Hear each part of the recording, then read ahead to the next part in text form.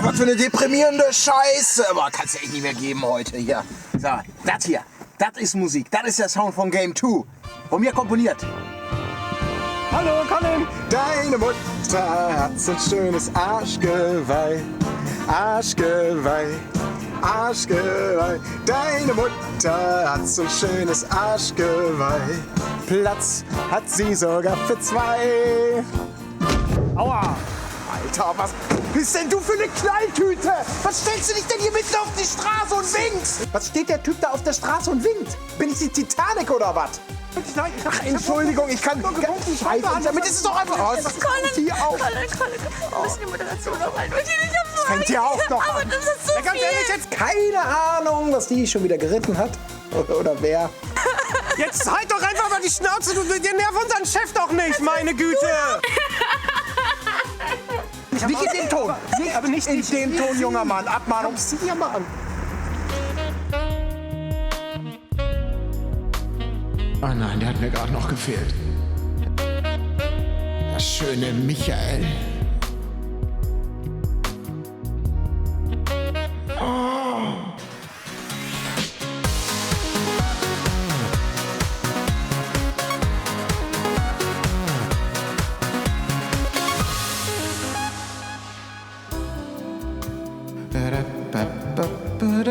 Alle sind so dumm, außer du. Ah, yeah.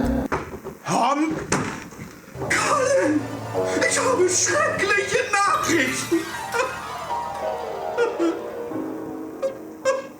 Oh mein Gott, was wird Colin nun sagen, wenn ich ihm diese schrecklichen Nachrichten überbringe? Ich kann es mir gar nicht ausmalen. Die ganze Redaktion hat schon Angst. Sophia weint die ganze Zeit. Nur der schöne Micha, er kann es aushalten, weil er so schön ist. Aber ich kann es niemals. Er wird mich schlagen, er wird mich aufschlitzen, er wird mir das Gehirn rausreißen und es essen. Oh, er wird mir schlimme Dinge antun, wenn ich ihm diese schrecklichen Nachrichten überbringe. Wenn ich diese Hackfresse schon sehe, dann rost ich Mann, der geduckte, der Profi. Diese, Gott, die macht mir das Leben zur Hölle. Oh Gott, gleich geht Game 2 los und ich hab noch nicht mal zu Mittag gegessen. Das soll die Scheiße verdammt.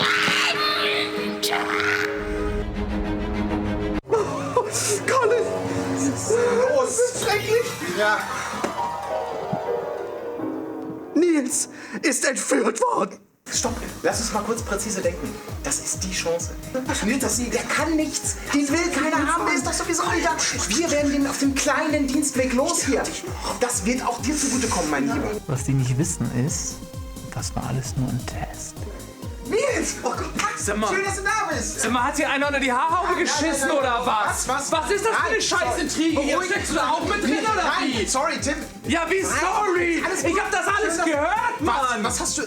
Nein, was hast du denn gehört? Was glaubst Ja, deine ganze Scheiße! Und ihr Warum rückt denn Colin an? Das ist immerhin unser Chef. Colin ist der Chef, nicht Nils. Das ist mein scheiß Laden hier! Und weißt du was, Freundchen? Du bist entlassen! Du bist entlassen! Und du bist auch raus! Ihr seid alle raus!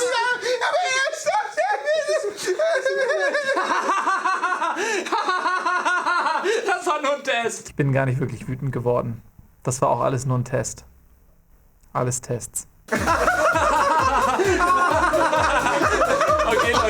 Okay, Leute, reicht. Jetzt kann es ja langsam auch mal losgehen, oder? Okay? Ja. Achtung, High Five vor Game 2.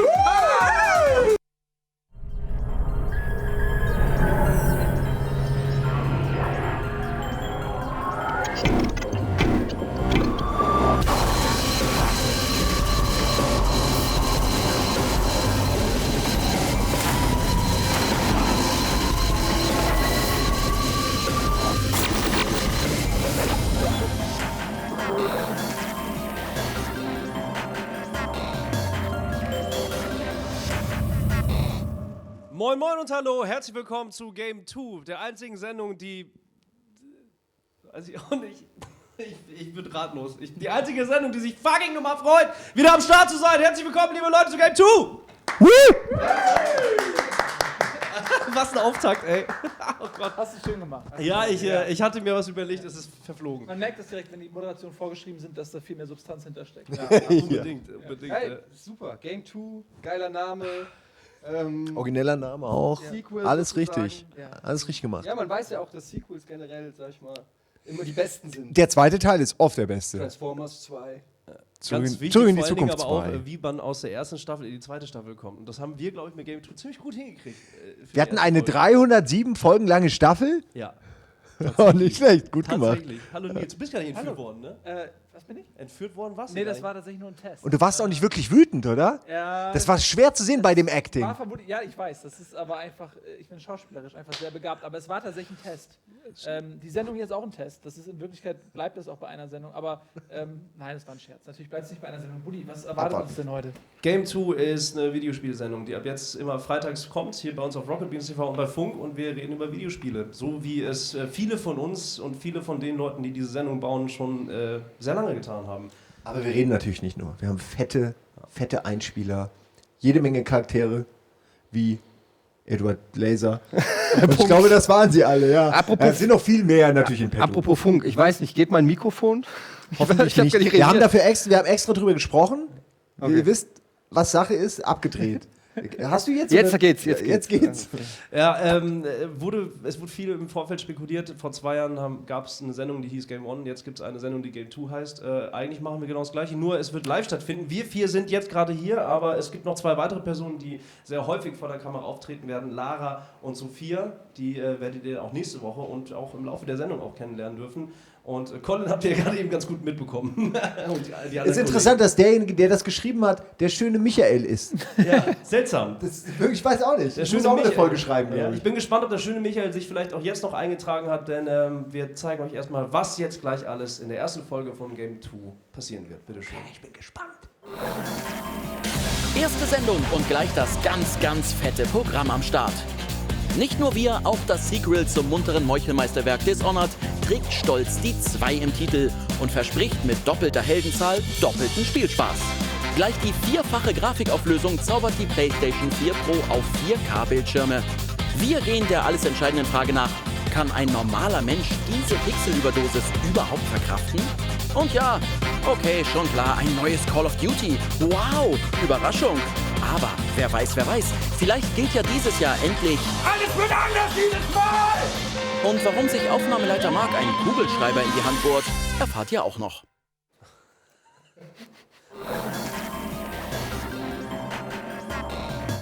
Ja, die sollen direkt mal lernen, wie es hier zur Sache geht, die Neuen. Marc, neuer Aufnahmeleiter, gewöhnt euch dran, oder gewöhn dich dran, Marc. Übrigens, wem ist aufgefallen, oder anders gefragt, wie lange hat es gedauert, bis ihr gemerkt habt, dass dieser Tisch eine Diskette ist? Bei mir waren es wirklich 10 Minuten. Saßen wir hier, bis ich irgendwann gemerkt habe, Moment. Man denkt so, was soll der Pfeil und alles, und irgendwann setzt es sich zusammen. Man ist immer versucht, das Ding, oder? Jeder von euch will das. Und ich war sehr enttäuscht. Wirklich, eine Frechheit. Dass das nicht geht. Das wäre ein super Geheimfach auch. Ja. Also Aber dafür passt es in die Floppy. Weil viele Leute wissen es nicht mehr. Unsere Zuschauer sind ja ein bisschen jünger. Ja. Das ist ja eine 1,44 Megabyte Diskette. Das ist Originalgröße. Ist Kopierschutz an? Kopierschutz ist an. Ja. Und da sind echte Daten drauf. Und die Laufwerke, die waren halt früher. Also vor 10, 15 Jahren, liebe Jungen, wir sind ja Funk, junges Fernsehen, sozusagen junges Internet. Die wissen das nicht mehr. Früher waren die also die Diskettenlaufwerke waren wirklich so groß. Und das ist ja nicht mehr die 5,25 Zoll. Nee, es gab noch größere Disketten. Die hat hier nicht reingepasst. Ne? Ja. Oh Mann. Ich freue mich, dass Ingo wieder zu hören ist. Ingo Mess, unser Sprecher. Wir haben gerade eben in der Programmvorschau ihn schon hören dürfen ihn gleich weiterhören. Was würde er ohne uns machen? Ingo? Was hat er ohne uns gemacht? Offensichtlich Theater, nicht viel. Theater, Werbung. Also Er hatte geht's. 2 Jahre Zeit, das ist wahr. Das stimmt. Was würden wir ohne euch machen? Das ist übrigens auch eine Frage. Was in dieser Sendung auch passieren soll. Wir wollen natürlich euer Feedback. Also auf Twitter, #Game2, auch bei uns im Forum natürlich, auf rocketbeans.tv. Lasst euer Feedback da. Nur wenn euch die Sendung sehr gut gefallen hat. Ansonsten ignorieren wir das, und das werden wir aber auch in der Sendung aufgreifen. So machen wir es ja immer, Ja. generell. Also Feedback sehr gerne über sämtliche Kanäle. Ihr könnt auch gerne den neuen YouTube-Channel abonnieren. Es gibt einen eigenen YouTube-Channel für Game 2. Ihr findet ihn unter rocketbeans.tv/Game2. Das ist momentan noch der einfachste Weg, die richtige URL zu finden. Und ich würde sagen, jetzt kommen wir einfach mal zum ersten Beitrag. Ihr habt es in der Vorschau schon gesehen, Dishonored. Und Sebastian hat das Spiel auf Herz und Nieren mal untersucht, und was er rausgefunden hat, das seht ihr jetzt. Bitteschön. Noch einmal, mein Freund.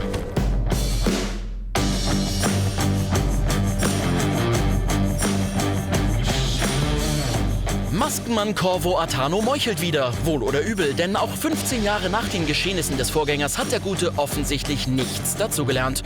Mittlerweile dient Corvo als Berater an der Seite seiner Tochter Emily, die über das Fantasieländchen rund um die Stadt Dunwall regiert. Gegen die Gefolgschaft finsterer Gesellen, die eines Tages mit Pauken und Trompeten in den Thronsaal einmarschieren und den ganzen Bums einfach übernehmen, berät er sie aber irgendwie nicht. Corvo, alter Freund. Soll ich es wirklich sagen? Die nächste Kaiserin verloren? Machen wir es kurz. Die Geschichte von Dishonored 2 ist ein klassischer Fall für die Teilnehmerurkunde. Sie fällt kaum auf, ist aber zumindest anwesend. Das viel zu einfach übertölpelte Heldengespann ist dann nur der Anfang. Zumindest reicht das aber alles als Ausgangslage für einige groß angelegte Missionen vor schöner Kulisse. Zwar ist das technische Grundgerüst nicht frei von Macken, der schmucke Stil kugelt uns die Kinnlade dabei aber trotzdem aus. In den weitläufigen Arealen gilt es, eurer jeweiligen Zielperson an die Kehle zu gehen. Wie ihr dabei vorgeht, obliegt ganz und gar euch. Seid ein tückischer Schatten und schleicht euch an Unbeteiligten ungesehen vorbei oder massenmeuchelt die Map leer, um sie im Anschluss in aller Seelenruhe zu erkunden.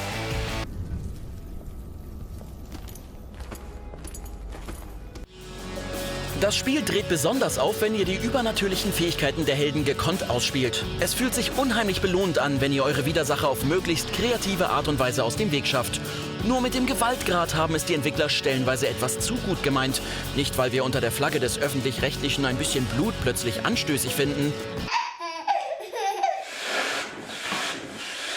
sondern weil euch Gegner bei brutaler Vorgehensweise ihre abgetrennten Gliedmaßen geradezu freiwillig hinterher schmeißen.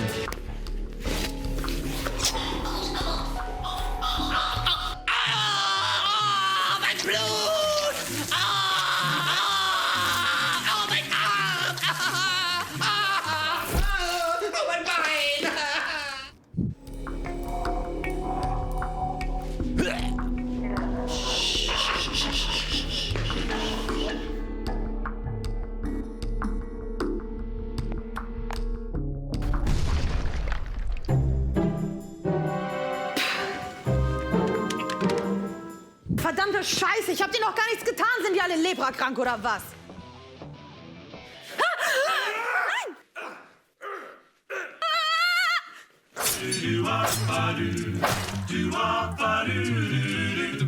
Oh yeah.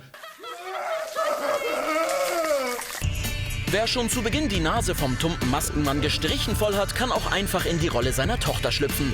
Dadurch verändert ihr weniger den Verlauf der recht flachen Geschichte, als dass ihr euch viel mehr für einen anderen Spielstil entscheidet. Der im jeweiligen Durchlauf nicht gewählte Charakter wird währenddessen praktischerweise einfach in Marmor konserviert. Die übernatürlichen Kräfte der Helden sind höchst hilfreich und kitzeln eure Kreativität auf dem Weg zum alles entscheidenden Kill. Lenkt mit einer Doppelgänger-Attrappe Gegner ab, verwandelt euch in ein tödliches Schattenwesen und teleportiert euch an entlegene Stellen. Unser Favorit ist eindeutig Domino, mit dem ihr das Schicksal mehrerer Charaktere aneinanderkettet, sodass allen das widerfährt, was ihr einem von ihnen antut. Eine Fähigkeit, die sich auch im Alltag als richtig nützlich erweisen würde.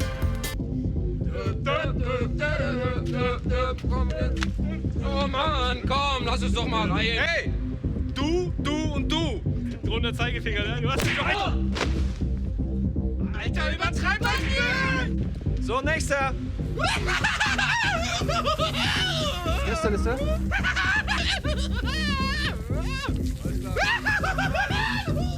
Wer kaltblütig killt, darf sich aber auch in Dishonored 2 auf Konsequenzen einstellen. All eure Aktionen wirken sich auf den Verlauf der Geschichte aus.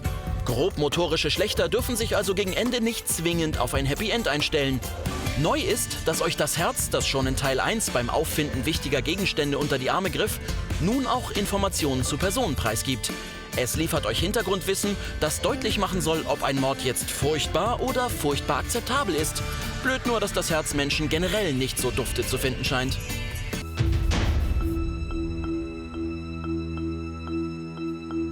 Ich könnte easy an ihm vorbeischleichen. Ich könnte genauso gut seinen fetten Arsch über die Veranda da treten. Listen to your heart. Töte ihn! Verdammt, ich hab dir gesagt, deine Meinung interessiert hier niemanden. Herzilein, du musst so nicht traurig sein. Jetzt tritt den Drecksack endlich da runter und lass ihn verrecken. Halt doch einfach mal die Fresse! I keep on searching for the way to Okay, wenn du danach die Klappe hältst. Geht doch! Im Vergleich macht Dishonored 2 eine ganze Menge besser als sein Vorgänger. Die liebevoll ausstaffierte Spielwelt und der atemberaubende Artstyle wollen uns eigentlich bereits ab Minute 1 verklickern, dass wir das Spiel lieben sollten. Aber trotzdem springt der Funke nicht recht über. Wollen wir schleichen, steht uns die etwas schwammige Mechanik im Weg, die nicht immer deutlich vermittelt, wann wir ungesehen in Deckung sind und wann wir wie eine mit Christbaumschmuck verzierte Reklametafel in der Gegend herumstehen. Du bist hinter der Couch. Mit seinen vielen versteckten Schätzen und Geheimnissen stellt sich das Spiel außerdem ein wenig selber ein Bein. In einem klassischen Stealth-Titel kann es durchaus Sinn machen, an Widersachern unbemerkt vorbeizuschleichen. In Dishonored 2 fühlt sich das aber meist so an, als ob man etwas Wichtiges verpasst. Deshalb holzen wir doch lieber alles um und baden anschließend in den zwar blutgetränkten, aber dadurch nicht weniger wertvollen Reichtümern.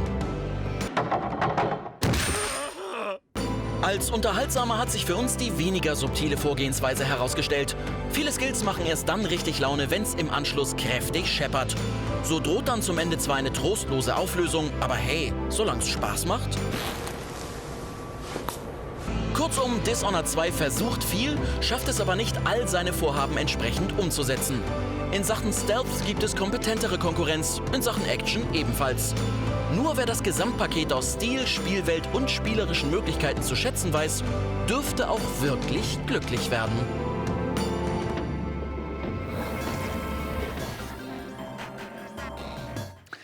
Ja, Dishonored 2. Mir hat besonders der Domino-Zauber imponiert. Ich würde es gerne mal ausprobieren. Also wenn ich jetzt einem Gegner was antue, dass den anderen beiden das auch widerfährt. Also wenn ich jetzt zum Beispiel so mache. Alter, bist du bescheuert? Vollidiot. Fantastisch. Ja, funktioniert echt gut, ey. Ja, großer Spaß. Du hast es ja ein bisschen gespielt, Simon. Wie hat es dir gefallen? Du hast den Zauber nicht! Okay. Naja, egal.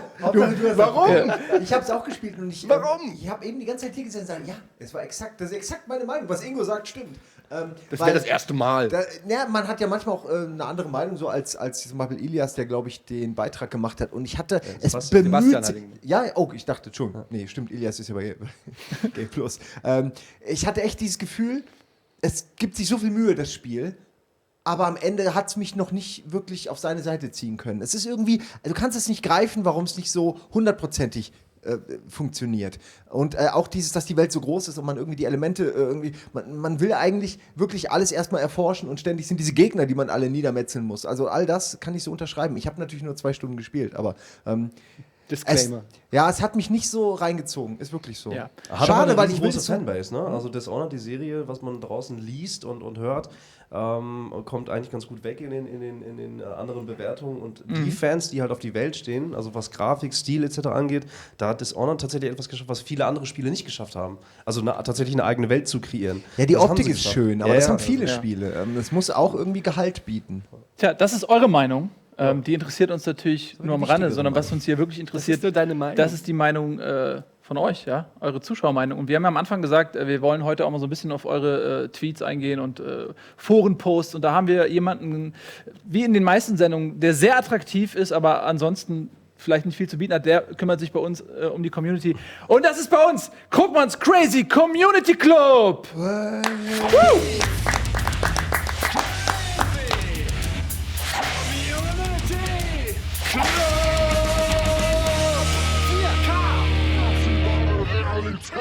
Yes, herzlich willkommen. Schön, dass du da bist. Community Club. Yes, ein bisschen Feuer für dich. Kommt da was? Yes, cool. Oh. Nice. Ich grüße dich. Schön, dass ihr alle da seid. Das freut mich sehr. Ihr gebt sehr viel Feedback über den Chat. Chat, bist du da? Können wir den Chat einmal kurz sehen? Ist das möglich? Der Chat ist da. Ihr seht, was da abgeht. Herzchen, Herzchen. What the fuck? Okay, das finde ich in Ordnung. Machen wir so. Erstmal wieder raus, weil ihr wart auch ganz aktiv. Gestern war ein schöner Tag. Gestern haben wir nämlich den Namen gedroppt. Gestern haben wir den Teaser rausgehauen. Und wisst ihr, was da passiert ist? Wir haben allein schon innerhalb von 24 Stunden bei Facebook den Teaser über 125.000 Mal abgespielt. Ist das geil? Yes! Das ist stark. Mann, du. Ich raste aus. Oder auch bei Twitter ging einiges ab. Aber die ganzen Zahlen, damit spare ich euch jetzt mal erstmal was. Wir gucken mal an, was denn zum Beispiel Florentins Arbeitgeber geschrieben hat. Florentins Arbeitgeber hat geschrieben, Willkommen am prallen Busen des Gebührenzahlers. Und da wollen wir bleiben, oder nicht? So sieht's Ja, aus. natürlich, da ist am besten. Ja, das ist schon wahr. Er hätte aber schon noch mal ein Bild dazu packen können. Ne? So ein Tweet ohne Bild ist ganz schön lieblos. Aber ganz ehrlich, nicht alle, also es waren sehr viele sehr, sehr happy, aber es gab auch ein paar Tränen. Und wenn man sowas mit Tränen hat, dann muss man sich in diese Emotionen reinversetzen. Da muss man verstehen, wie die Leute denken. Und dafür brauche ich Musik. Und deswegen ein bisschen Musik für uns. Wo ist die Musik? Die Musik muss kommen. Hier ist die Musik. Hört ihr das? Und jetzt bitte. Captain Banane schrieb: Damals, als Game 1 vorbei war, floss eine Träne. Heute kommt Game 2 und es wird wieder eine Träne fließen. Und zwar aus Freude! Yes! Geil! Hammer! Und so soll es sein. Und jetzt kommt es noch ganz schnell. Nicht alle Leute sind mega happy, sondern hier gibt es auch Leute, die haben ein bisschen Skepsis. Und da gibt es einen, zum Beispiel den hier, den Rapstar, den noch ganz schnell. Also, bei 45 Minuten und live bin ich ja skeptisch. Klingt zu sehr verwässert. Da wären mir 15 knackige Minuten, wie damals bei Game On, lieber. Ganz ehrlich, wenn das nicht live wäre, wärst du jetzt nicht in der Sendung. So sieht das aus. Die Hammer! Yes! Und jetzt mal wieder ein bisschen runterkommen. Wie seht ihr das, liebe Freunde hier, liebe Bands? Live ist doch geil, oder nicht? Ja, soll er nach 15 Minuten einfach ausschalten? Dann hat er das alte Erlebnis. Er kann sogar 2 Folgen hintereinander gucken. Tja, für euch ist das vielleicht hier alles lustig, aber in Wirklichkeit steckt da auch viel Ernst hinter. Für manche ist es Heroin, Speed oder Crack. Für ihn sind es Pixel. Der erschütternde Fall von Max Setting zeigt, wie schnell aus einem Spiel bitterer Ernst werden kann. Er ist ein Gesicht einer stetig wachsenden Epidemie, vor der viele die Augen verschließen, weil sie abseits der Öffentlichkeit in Kellern und Kinderzimmern stattfindet. Wir haben hingesehen. Am Flughafen Hamburg treffen wir den 27-jährigen Max Setting. Er fliegt nach London. Dort wird er sich die erste 4K-fähige Konsole anschauen. Für viele mag das nach Spaß klingen. Aber wenn er das Ziel seiner Reise erreicht, könnte sein Leben eine dramatische Wendung nehmen. Denn Max ist süchtig nach Pixeln.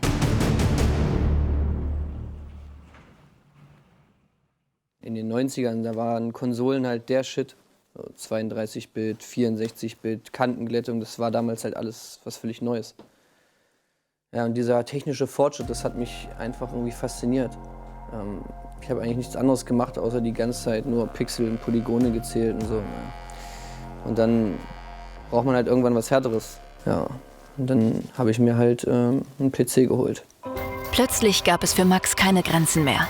Im Wochentakt erscheinen neue Grafikkarten, Prozessoren, RAM-Module und Co. Wer seinen PC immer auf dem neuesten Stand halten will, muss tief in die Tasche greifen. Doch Geld hat Max nicht. Seine Ausbildung zum Maler und Lackierer hat er abgebrochen. Die Sucht frisst zu viel Zeit. Um an schnelles Geld zu kommen, spendet Max Organe und verdingt sich sogar in einem Striplokal. Eine Zeit, die bis heute an ihm zehrt. Ja, und das war dann der Punkt, wo ich gemerkt habe, ich muss aufhören. Ich konnte nachts nicht mehr pennen. Ja, da habe ich mich dann entschlossen, einen Entzug zu machen und habe mein ganzes PC-Equipment einfach verkauft. 2 Wochen vor seinem London-Trip haben wir Max schon einmal besucht. Er ist seit über einem Jahr clean. Wo früher die Sucht war, klafft nun ein Loch, das Max so gut es geht zu schließen versucht. Ich kann halt manche Sachen nicht abstellen. Also zum Beispiel meine Angst vor rauen Kanten oder das Pixelzählen. Ich habe mich aber auch damit abgefunden, dass, sag ich mal, auf Konsolen ja der Spielspaß im Vordergrund steht. Also, naja, Grafik ist da ja nicht so wichtig. Deswegen darf ich halt 3 bis 4 Stunden am Tag darf ich Konsole spielen. Meint der Arzt, ist okay. Ich darf halt bloß keinen PC mehr spielen. Ich hatte damals einen Typen, Manfred, der hat mir halt immer Computer-Hardware verkauft damals. Ich habe ihn letztens zufällig in einer Bar irgendwie getroffen und hat er mich angesprochen und meinte zu mir, ja, ich habe hier ein Ticket für dich, so irgendwie ein Event in London und es geht wohl um eine neue Konsole. Und ich wollte eigentlich erst nicht fahren, aber dann dachte ich, es ist ja nur eine Konsole, kann ja eigentlich nichts Schlechtes sein. Was Max aber auf diesem Event erwarten sollte, konnte er noch nicht erahnen. Hier versammeln sich Grafikliebhaber aus der ganzen Welt, um die 4K-Konsole PlayStation 4 Pro zu testen. Die Konsole soll vor allem eines bieten: ultrarealistische Grafikpower. Wow! And super fresh graphics that are so real. They suck you right in. Ultrarealistische Grafik, die den Spieler in die virtuelle Welt ziehen soll. Ein Feature, was auf dem Event zur traurigen Realität wird. Ist alles so geil, ist alles so scharf, alles so knackscharf. Die Grafik ist fantastisch. Can we get a little bit closer to the screen because I can see it from here? You want to get closer to the Yeah, maybe we can go down. 4-fache Grafikauflösung, 60 Bilder die Sekunde. I think it's something that you have to see. Unterstützen Auflösungen bis zu 4K. Das sind 4-mal die Bildpunkte von Full HD. Die Rechenleistung ist 2,28 Mal so gut wie die normale PlayStation. Is it okay if I lick? No, don't lick the TV. No? 3860 mal 2140 Pixel. Mehr Grafikdetails. Geh mal weg, bitte. Geh mal weg. Go, go, go. Switch it off. No, no. Can you? It's off. And now on. On. No, faster, faster. Yeah. Keep going. Keep going. Yes. Geh weg jetzt mal an. Geh weg mal an. Geh weg jetzt mal an.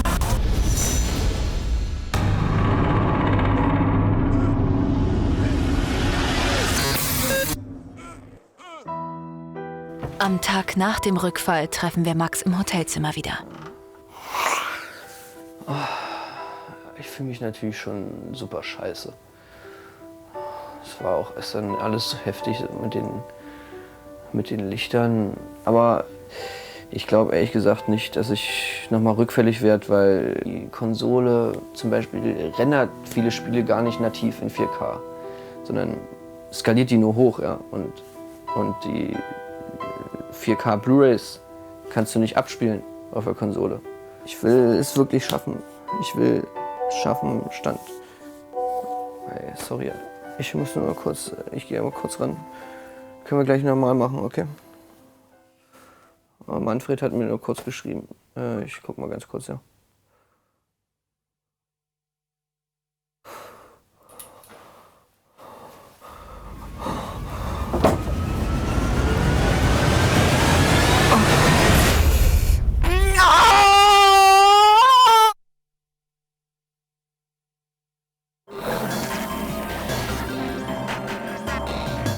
Sorge, wir haben Tim die Konsole danach natürlich wieder abgenommen. Ja, die Scorpio kommt und die PS4 Pro ist schon da und wir alle haben dasselbe gedacht. Warum nicht 4,3 Teraflops? Okay, dann guck ist 4,2 Teraflops wirklich genug? Nun, für mich reicht das nicht. Ich finde auch. Und dann warten wir doch auf 6 Teraflops, würde ich vorschlagen. Kann ich mal erwähnen? Bitte sehr. Gag-Einsatz verpasst. So schnell. Verdammt. Aber was wäre denn, jetzt bin ich interessiert. Ne, ich wollte auch noch, ich dachte, wir haben hier so schön die ganzen Daten und dann dachte ich, wenn du jetzt schon mit 4,2 Teraflops kommst, dann hätte ich jetzt gesagt, zum Beispiel, naja, solange es einen 64-Bit-Prozessor hat. Ja, aber unter 8 Kerne gebe ich keine 400 € aus. Das stimmt. Aber besser 4,2 Teraflops als ein 60-Minuten-Flop. Davon sind wir weit entfernt. Denn die Sendung ist A nur 45 Minuten lang und B auch schon wieder fast zu Ende. Lass uns noch mal kurz gucken, was die Community zum Thema PS4 Pro und Scorpio sagt. Und das machen wir natürlich nicht selbst. Das machen wir von jemandem, der es besser kann, als es die Community selbst könnte. Wir machen das mit Crocmans Community-Klitsche in 4K. Schauen Sie besonders gut hin. Guck mal, vielen Dank, du. Ich habe hier einen schöenen Kommentar gefunden. Und zwar, du hast die What the fuck, Krugmann, wie ist das passiert? Was hast du gemacht? Ich bin hier bei der Community, hier kann alles passieren. Wirklich. Okay. Ist so, ja? Ich habe einen schönen Kommentar gefunden. Pass mal auf. Und zwar vom SIKXX. Können wir es mal sehen? Und da geht es auch um Hardware. Hardware der PS4 Pro. Und zwar schreibt er, im Kontext geht es darum, dass sie sehr leise sei. Ja? Ich mache es kurz. Ich bin rundum zufrieden. Endlich ist es leise im Wohnzimmer. Und man kann auch mal ohne Headset zocken. Wenn alle Spiele, die mich interessieren, einen 60-Frames-Modus bekommen, ist alles andere egal. Yes! Optik geht so. Sieht zwar nicht scheiße aus, aber das Design der ersten PS4 ist trotzdem schicker. Yeah. So, was sagt ihr dazu? Hammer. Oh, du hast mich angetrieben. Du solltest auf jeden Fall... Willst du mal hören? Willst du die Mucke auch haben bei dir? Mach nochmal. Ja? Okay, gerne für dich. Bitte. Jetzt soll ich reden. Mich macht die PS4 auch ziemlich an. Geile Grafik und so Spiele wie Last of Us Remastered, hochgepixelt. Ja, Horizon Zero Dawn. Ich warte die ganze Zeit auf den ersten Reim, aber kommt Nein, er soll schreiben. Der Kollege, der den Kommentar geschrieben hat, hat sich auch nicht Das war jetzt einfach mein Fazit. Aber tatsächlich möchte ich in Zukunft immer nur noch Forum, Reddit und alle Kommentare mit der Mucke lesen. Das macht es viel besser. Scorpio. Ist das nicht geil? Ich kann doch die ganze Zeit klar hier. Man hat nur ganz gute Laune. PS4. Wollt ihr noch einen Kommentar hören? Wie der Löwe sich angewidert abwendet. Können wir den Löwen Gewinn nennen? Wie der Löwe. Sag mal. Weil er sich so angewidert abwendet. Ein Insider. Du gibst ihm zu viel Props dafür. Ja. Aber jetzt mal ganz ehrlich, ganz kurz zurück zu Nein, PlayStation 4. ach, Ich möchte eine Sache sagen. Ja. Und zwar das kommt jetzt doof, es ist jetzt wirklich kein Gag und nichts, es ist einfach nur, sie kann keine 4K Blu-Rays abspielen. Ja. Jo, das ist schlecht. Ja, Ist aber das jetzt für mal, dich als Filmesammler? naja, noch hat sich's nicht durchgesetzt, aber es wird irgendwann passieren. Gut, es kann sein, dass es dann schon wieder eine neue Konsole gibt, aber das ist für mich, für eine 4K-Konsole, für die du dir extra einen 4K Bildschirm vielleicht kaufst und so weiter, und dann kann sie aber nicht das Medium spielen. Klar, sie kann 4K streamen, zum Beispiel über Netflix oder so, aber das ist für mich, so leid es mir tut, ich zock viel PlayStation 4, aber das ist für mich irgendwie ein Fehl. Also da hat doch einer sich nicht bis zum Ende Gedanken gemacht, oder nicht? Da fehlt doch was. Vielleicht wäre sie teurer geworden. Ich weiß nicht, was sowas kostet. Keine Ahnung, aber gut, die neue Xbox hat's ja. Also. Ja, es ist aber auch noch Aber nicht die draußen und es gibt noch keinen Preis. Also Also sie soll sehr viel teurer werden, sagt man jetzt schon. Okay, aber also ich persönlich bin jetzt vielleicht nicht weiß ich nicht, das Maß aller Dinge, aber ich hätte 50 € mehr gezahlt, wenn ich dafür wüsste, dass das zukunftssicher ist, 4K-mäßig. Ja, Just me. Da muss man auf jeden Fall noch mal einen Redakteur drauf ansetzen und nachforschen, dass du völlig recht. Das kann man so nicht auf uns sitzen muss lassen. auch mal gesagt werden. Der Herr Settling, den sollten wir da wieder draufsetzen. Wer ist denn der Herr Settling? Ja, den Kollegen aus dem Beitrag. Ja. Max. So, der ist der richtige Mann für Der den ist Job. auf jeden Fall der richtige Mann. Ich freue mich, dass Virtual Reality-Spiele natürlich dann noch ein bisschen geiler aussehen. Und vor allem, ich hoffe, dass es da noch exklusive Spiele geben wird, die einfach mehr bieten. Also die einfach mehr sind als das, was gerade PlayStation VR sind. Ja, aber ist eine seriöse Sendung hier. Hast du ja mitgekriegt. Natürlich. Hast ja auch zuguckt. Ja, aus der Manege. So, jetzt kommen wir aber zu was anderem. Apropos seriös, wir haben seriöse Themen. Ja? Wir gehen tief in die Spiele hinein und finden manchmal nicht mehr heraus. Wenn wir Call of Duty bei uns haben, dann gibt es nur eine Person, die das machen darf. Sie hat die Lizenz zum Dauerkritisieren. Du nicht, oder? Doch, du bestätigst nur. Ja, dieser Mann ist Daniel Schröckert. Er hat ein Problem. Er ist Call of Duty süchtig und wir haben ihn mit Call of Duty Infinite Warfare vielleicht ein wenig zu lange allein gelassen. Und das ist der erschreckende Beitrag. Bitte tun Sie das zu Hause nicht nachmachen.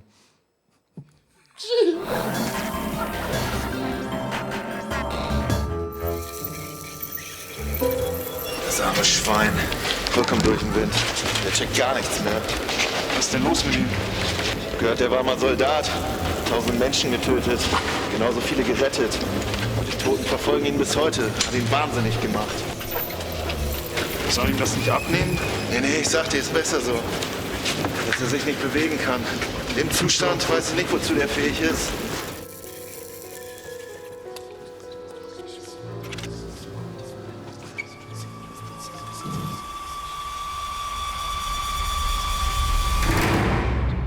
Kämpfen. Immer wieder. Immer noch. Zum was? Zum 13. Mal? Wir kämpfen weiter. Um Rohstoffe, um Macht, um die Menschheit, die sich selbst zerstört. Wir kämpfen im All und auf anderen Planeten, weil unsere Welt nicht mehr reicht. Hinter jeder Ecke lauert es. Das Chaos. Ein Knall und ein Leben erlischt. Aber es ist unsere Pflicht. Es ist unsere verdammte Mission. Ein weiterer Mann von der Erde, der umsonst stirbt. Feinde. Feinde. Überall Feinde. Wer ist der Feind? Die SDF ist der Feind. Dieser Ort. Ihr Anführer Kotsch ist der Feind. Gehört ihnen nicht mehr. Zakajew ist der Feind. Eiskalte Terroristen, abtrünnige Vernichter. Wir müssen sie zuerst vernichten, mit allem, was wir haben. Mit schicken Kampfjets, die sie wie von alleine fliegen. Mit Partikelgewehren, mit Schildern, mit Drohnen, mit zielsuchenden Granaten, mit Schwerkraftumkehrern oder mit AKs, mit MP5s, mit Gunships. Egal wie.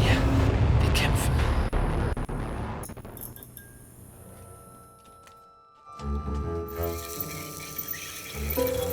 Das arme Schwein. vollkommen durch den Wind. Der checkt gar nichts mehr. Was ist denn los mit ihm? Ich hab gehört, er war Journalist. Ich hab Ballerspiele gespielt. Vor allen Dingen über dieses eine Spiel. Hat ihn nicht mehr losgelassen. Stell dir vor, du wärst Alkoholiker und würdest in der Brauerei arbeiten. Hat ihn wahnsinnig gemacht. Soll ihm das nicht abnehmen? Nee, ich sag dir, ist besser so. Dass er sich nicht bewegen kann. In dem Zustand weiß ich nicht, wozu der fähig ist.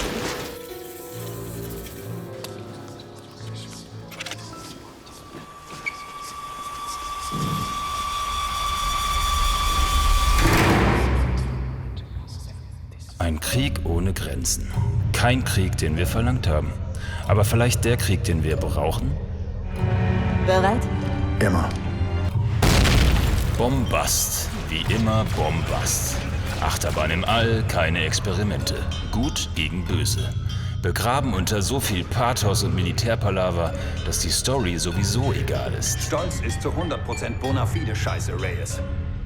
Die Mission muss immer zuerst kommen. Verstanden. Hauptsache, etwas explodiert. Egal ist auch der Feind. Diesmal ist es halt Jon Snow anstatt Frank Underwood. Wir werden nicht scheitern. Wenn er denn überhaupt in Erscheinung tritt. Egal. Aber es läuft. Es läuft flüssig, es sieht gut aus und es klingt gut. Und es hat den ein oder anderen Moment. Die Schwerelos-Kämpfe, die Mission auf dem Saturnmond Titan und die Gefühle, die man für Roboter Ethan entwickelt. Ich bin Hardware, Sir. Komplett entbehrlich. Nein. Du bist mein Bruder, Ethan. Und wer will, kriegt Modern Warfare. Kostet mehr, sieht so gut aus wie nie. Immer noch eine Macht. Wo sind diese Kriege hin? Warum sehne ich mich danach? Was hat dieses Spiel aus mir gemacht? Und was mache ich aus ihm?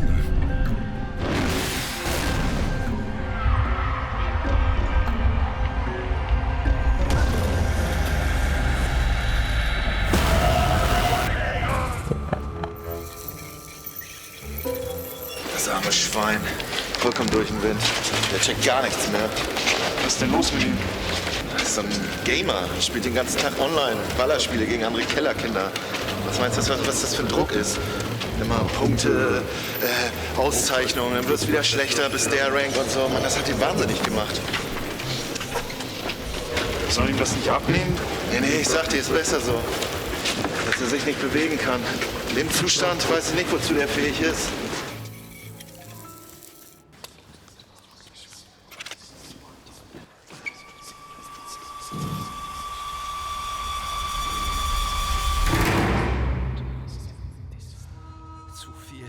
Es ist zu viel.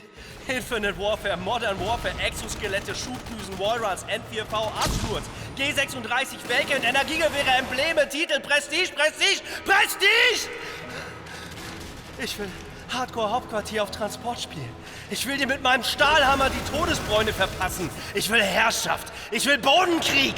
Ich will suchen und zerstören das Waffenspiel. Abschluss bestätigt! Ich will dich versenken, bevor du mich versenkst. Ich spawne, ich sterbe, immer und immer wieder. Ich liebe es, aber ich hasse es auch. Verdammtes Matchmaking. Warum? Warum muss ich gegen Spieler auf Rang 40, 50, 55 antreten? Wo ich gerade mal 5 fucking Stunden gespielt habe. Und dann diese Lags, diese verfickten Lags. Ich war doch schneller als du. Ich sehe doch, wie du um die Ecke kommst. Warum sterbe ich? Warum nicht? Jetzt? Ja? Stirb du doch! Mann, jetzt habe ich deine Scheißwaffe! Jetzt habe ich deine Kackaufsätze!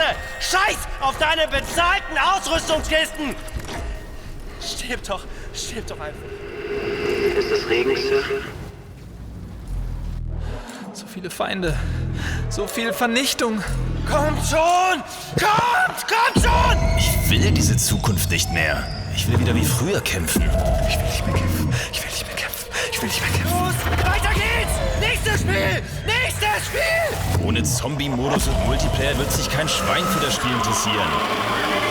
Aus dem Feuer ruft es. Sterb! Hochglanzgejammer. Immer weiter. Immer das Gleiche. Immer wieder! Captain? Hilfe! Captain?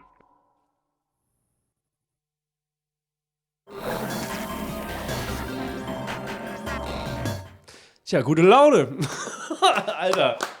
Wir alle haben uns seit Anbeginn des ersten Schröck Call of Duty Beitrags gefragt, wann es soweit ist. Ja, jetzt hat es ja offensichtlich ein Ende gefunden. Ja. Somit hatte der Beitrag doch was Gutes. Ey, Schröck muss weitermachen. Muss weitermachen. Ja, verrückt. Abgefahrener Beitrag, den Schröck und Tim da wieder gezaubert haben. Hat Spaß gemacht. Ja. Die ganze Sendung, es ging unglaublich schnell. Hat sich angefühlt wie 15 Minuten. Ja. Ist schon wieder, stimmt, ist tatsächlich vorbei, oder ja, was? ist echt bald vorbei. Vollkommen absurd. Also wir, ich weiß gar nicht, wie man das emotional zusammenfassen kann, außer geil, macht Spaß. Na, wir haben schon eine Möglichkeit, es noch besser zusammenzufassen. Eine haben wir vielleicht, oder? Bist du sicher? Die einzige. Ja, er kann sich nicht nochmal umgezogen haben, glaube ich nicht. Nein. Kogi, was geht da draußen ab in der Welt? Ja, pass auf, hier im Chat, da ist einfach nur perfekte Stimmung, ja? Also man kann sagen, es ist einfach nur... Meilenstein. So, ehrlich, kommt richtig gut an. Ich habe noch einen Tweet gefunden, den finde ich, sollten wir uns noch mal angucken. Brauchen wir wieder ein bisschen Musik? Mal so unter uns. Das Watchmen-Ende von Game One hat nie existiert. Ich habe nie geweint. Alles hat wieder eine Ordnung. Der gute Rainer, Hallo Rainer. Grüße an Rainer. Das sind noch gute Worte jetzt. Ja. Aber hast du noch diesen Button mit maximale Realität? Du meinst den hier? Maximale Realität. Yes. Wir haben maximale Realität erreicht. Yes, Mann. Das ist der Wahnsinn, ey. Endlich. Geil. Ja, ey, was erwartet euch da draußen? Was erwartet uns? Erstmal, glaube ich, ganz viel nachlesen und sacken lassen der ersten Sendung. Drüben sitzen extrem viele Kollegen. Wir waren alle echt aufgeregt. Ja, ohne Scheiß. Also... Du nicht? Ja, manche arbeiten weiter jetzt, ne? Oh ja, stimmt. Ja. Du bist gleich nochmal dran. Mit was? Wie heißt dieses Spiel? Digimon? Bimon. Ja, gleich geht's weiter hier. Direkt Hard auf Hard live, Pokémon Sun and Moon. Also Sun oder Moon. Mit Tini. Mit Florentin. Aber ich darf ihn Tini nennen. Oh, das ist schön. Da bist du der Einzige auf der Welt wahrscheinlich, ne? Das geht gleich live ab. Wir müssen uns eigentlich nur die einzige Frage stellen, wie du es zeitlich schaffst, pünktlich drüben anzukommen. Gar nicht. Nee, einfach lass laufen. Einfach gemütlich machen. Ich weiß nicht, ob das gut ist, wenn du Florentina allein lässt mit dem Anfang der Sendung. Das Spiel durch. Kommst hin, alles ich komme an, alles durchgezockt. Ja. Ich würde gerne mal so einen Daniel Schröckert-Beitrag haben, nur mit Pokémon. Wie das aussehen würde. Ähnlich, Ja. also zumindest mit einem ähnlichen Fazit. Ja, wahrscheinlich. Ich finde, ich schlage das auch offiziell vor an Colin, an Sophia, an alle Leute, die auch an dieser ersten Folge gewerkelt haben. Micha, Tim, das ist Game 2. Wir sind tatsächlich wieder am Start, alle zusammen. Ab nächster Woche auch 2 neue Kolleginnen am Start. Eine habt ihr davon gesehen, mit sehr viel Blut im Gesicht, das ist Sophia. Die andere habt ihr feinstens gehört. Lara. Ja. Wir freuen uns jetzt schon drauf. Es wird sehr, sehr spannend, dass wir hier endlich mal neue Leute und auch mal ein paar Frauen haben. Außerdem wird es ein Meta-Game 2 geben. Und zwar wird sich die Redaktion die Sendung mit dem dazugehörigen Chat von eben angucken und das dann kommentieren. Was? Echt? Weiß nicht, wann wir es machen, aber es wurde jetzt aufgezeichnet und es wird passieren. Ich habe es gar nicht verstanden, aber yeah. Das Meta Kogi, cool. fahr ab! Maximale Realität! Maximale Realität. Da ist sie. Wir haben sie endlich. Ja, also es wird richtig spannend. Wir haben viel Spaß mit dieser Sendung. Ja, auf jeden Fall. Gleich im Anschluss gibt es übrigens noch Pokémon, aber es gibt auch noch eine kleine Auflösung zu Dienstag und Nacht. Ja, das gibt's alles. Ja. Also eigentlich bleibt uns nur noch zu sagen, vielen Dank für alles, für die letzten 40 Minuten, für die letzten Wochen. Es wurde viel mal lobt und wir lassen uns darauf anstoßen jetzt gleich, was auch immer da kommen mag, mit Game 2. Jetzt erstmal Dienstag und Nacht, danach Pokémon und wir sind tatsächlich raus für heute. Wiederschauen. Reingehauen. Mach's gut, Leute. Gott, ey, was war das für eine beschissene Pilotfolge? Ganz ehrlich, was sollen die Leute auch denken? Wir haben dem Gold versprochen und Blei geliefert. Der ist schuld. Der ist schuld. Ganz ehrlich, was war das wieder für eine Scheiße, die du da gemacht hast? Wir hatten ganz klar von Rubinrot geredet und nicht von Mahagonirot. Was war das denn für ein Bluteffekt? Du Pfeife. Nächstes Mal besser, ja? Ja. Ja, dann ist ja gut.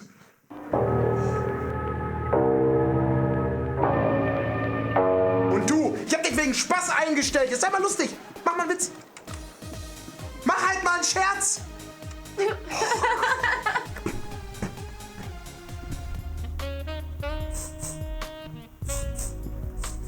Ja, der Colin ist jetzt hier Chef von Game 2. Ich weiß nicht, wer das verbrochen hat. Das ist ein ziemlicher Dummkopf. Och, Colin, sei doch nicht traurig. Ich hab was richtig Geiles für dich gemacht. Hör doch mal zu. Ja. Wer ist die Pfeife da im See? Keine Frage, Nils B. Wer ist dummer als ein Pferd? Nils Bohmherr immer verkehrt. Wahnsinn, bitte!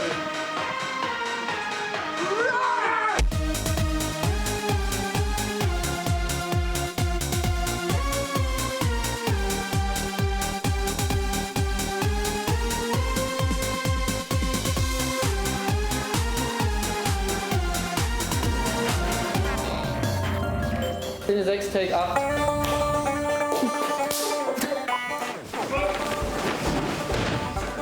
Drohender Zeigefinger, ne? Du hast den Joint! Ich hab wirklich Angst. Die sprechende Kimme.